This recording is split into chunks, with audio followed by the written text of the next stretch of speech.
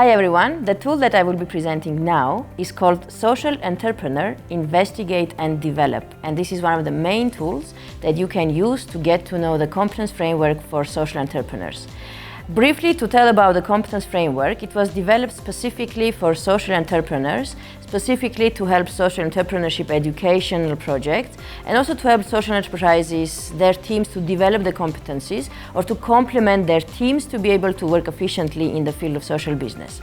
The competence framework itself consists of 8 various competence areas or competence categories, and in these 8 competence areas we also have more than 20 other subcategories or sub-competencies which describe what different needs exist in the competencies that we need to develop.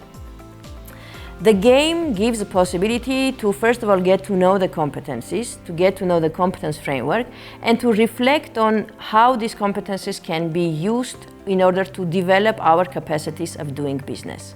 From another side, this can be used as a self-assessment tool to understand what are the areas that we need to develop as social entrepreneurs, again, to work in the community for the best impact possible. One thing that is important for us to know is when we talk about competence framework with its 8 categories, it's like 8 different parts of a human.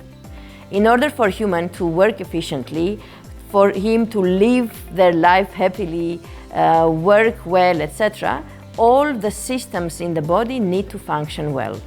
All the parts of the body will need to work well. And this is the same with the competence framework. It comes as a package. So all of the different qualities, all of the different competencies will need to be developed for the business to grow and develop. The game itself is using the different business situations, very often failure in business, wrong choices, difficult situations that the businesses have found themselves in, and trying to see what are the competencies that could be used to develop it, or competencies to develop in order to prevent these situations from happening. So for each of the competence areas, we have a set of situations and we have a set of competencies. And the main idea of the game is that people need to match the situation with the competence that is needed.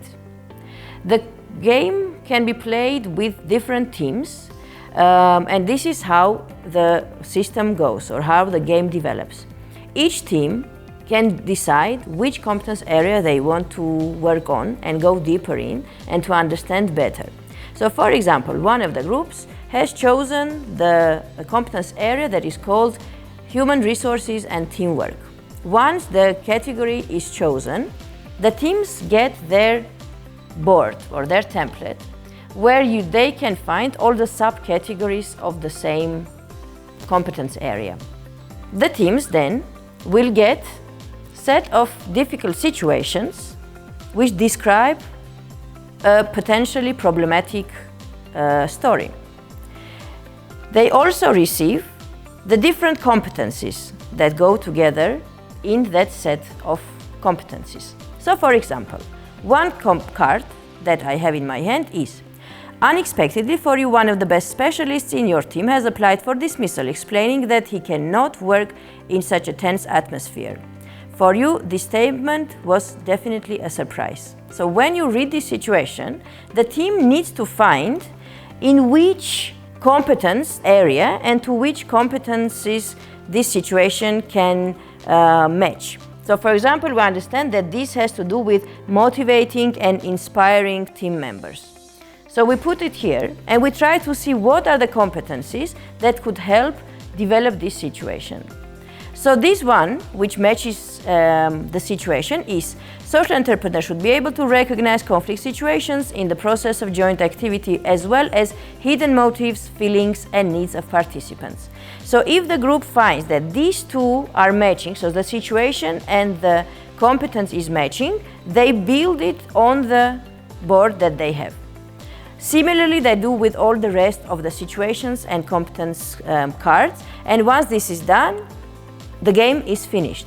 All the teams can take 1, 2, or all the areas and do their reflections and then discuss why they have matched this or that area and why they think that this competence is helping the situation to resolve or helping to prevent the situation.